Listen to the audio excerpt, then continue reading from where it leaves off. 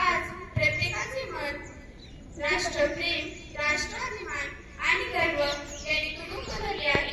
कारण 15 ऑगस्ट हा केवळ कॅलेंडरवरील एक दिवस नसून भारताच्या गौरवाचा, बलिदानाचा आणि आत्मसन्मानाचा दिवस आहे.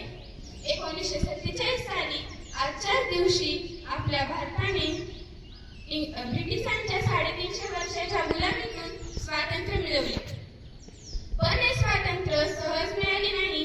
महात्मा गांधी, लोकमान्य टिळक, राणी लक्ष्मीबाई, भगतसिंग, राजगुरू, सुखदेव यांसारख्या लाखो